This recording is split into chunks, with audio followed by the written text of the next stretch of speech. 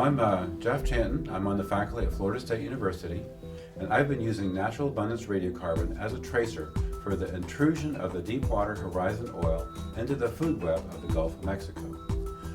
First, we looked at zooplankton, and we found that about 5% of the zooplankton in 2011 was influenced by methane that came out of the Deepwater Horizon oil spill.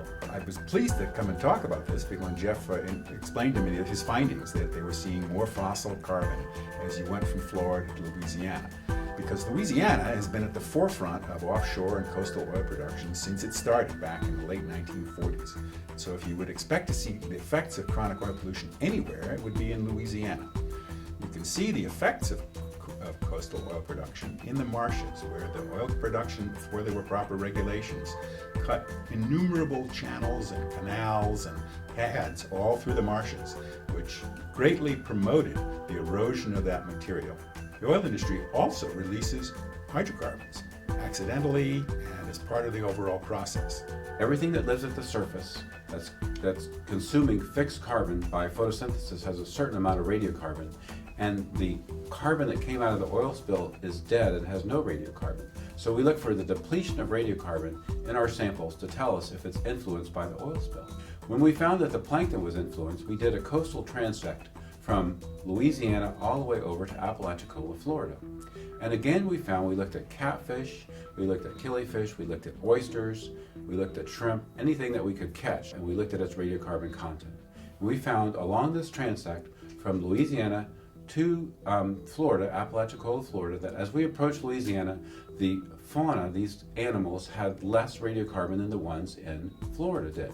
And that was consistent with our hypothesis that the Deepwater Horizon methane and oil could have gotten into the Louisiana fauna. So we've been looking at, taking a different approach from Jeff Chanton's approach. We've been looking at the appearance of oil, floating oil, in the offshore waters using satellite remote sensing, principally synthetic aperture radar.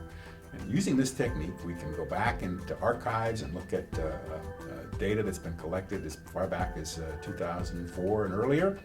And we can see oil floating in the surface waters, and we can quantify that and can sometimes tell where it comes from. However, there are two other hypotheses that are consistent with this observation. The first is that there could be chronic oil pollution in the coastal waters of Louisiana, and that could be the source of this old carbon. So we can use the satellite data to verify the accuracy of the reports that are filed with the National Reporting Center. For the most part, the satellite data matches pretty well to the reports. So if there's somebody who files a report saying, I released a gallon of oil, we can see a small oil slick on the surface. There's one place where the reporting and what we see in the satellite data and what we see flying over with small planes does not match.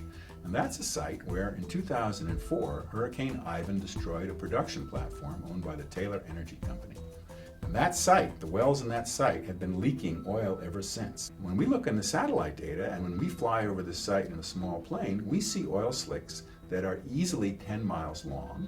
And at the end of these slicks, we find rafts of coagulated oil, oil mousse, and tar balls that could very well be drifting into the marshes.